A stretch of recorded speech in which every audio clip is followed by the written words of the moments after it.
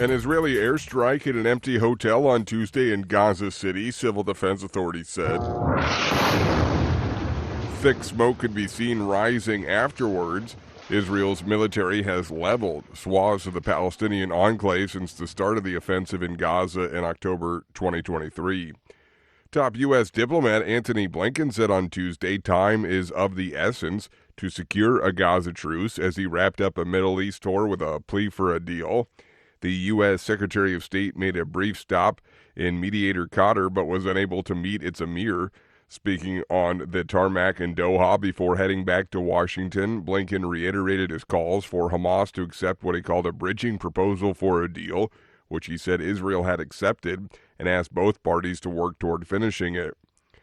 A massive fire raged for a third day on Tuesday at a Russian oil depot targeted in a Ukrainian drone attack, AP correspondent Karen Chamas reports. Amateur video footage posted on the Etorostov Telegram channel showed an immense fire encompassed by dark plumes of smoke rising into the sky. The fire at the depot in the town of Proletarsk burned, according to Russian state news agencies. 500 firefighters are involved in the operation. Ukraine's military confirmed the attack on the oil depot, which Russia's army used as a supply. Ukraine said it was done to undermine Russia's military and economic potential. The attack on the oil depot came as Ukraine continued to push into Russia's Kursk region, further northwest. I'm Karen Shamas. Russian sources say Ukrainian forces have either destroyed or damaged all three of the bridges over a river in western Russia as Kyiv's incursion into western Russia enters its third week. This is VOA News. India's Supreme Court created a hospital safety task force on Tuesday to recommend steps to keep medical workers in the country safe days after a trainee doctor was raped and murdered on the job. Reuters correspondent Christy Kilburn reports. The August 9th attack in Calcutta has caused national outrage and triggered demands for justice for the victim and greater safety for female healthcare workers. Doctors in several places have been refusing to see non-emergency patients. The court suggested the doctor-led task force consider sweeping reforms and new safety measures, such as separate resting rooms for female staff and the creation of employee panels to conduct quarterly safety audits. But hundreds of junior doctors who have been staying away from work in protest say they are not satisfied and will keep on demonstrating. Reuters correspondent Christy Kilburn. Former U.S. President Barack Obama, First Lady Michelle Obama, and current Second Gentleman Doug Emhoff will speak on the second day of the Democratic Party's National Convention. They'll turn their party's attention on Tuesday toward Emhoff's wife, Vice President Kamala Harris, and her face-off against Republican Donald Trump. The pivot toward the campaign's final 76 days follows an opening night that was designed to give a graceful exit to the incumbent president, who was greeted with a hero's welcome for stepping aside for Harris.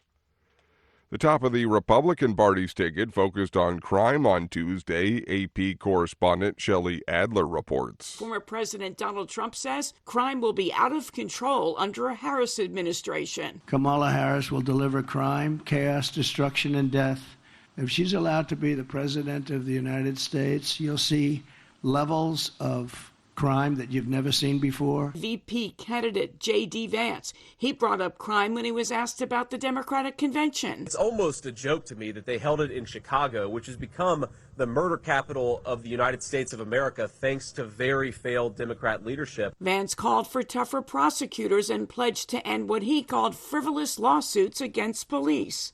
I'm Shelley Adler. Police divers on Tuesday resumed searching for 6 people believed trapped in the hull of a super yacht that sank off Sicily. They include British tech magnate Mike Lynch, who was celebrating his recent acquittal on fraud charges with the people who had defended him at trial. The luxury sailboat is some 50 meters underwater. Civil protection officials say they believe the ship was struck by a tornado over the water known as a waterspout. 15 of the 22 people aboard survived.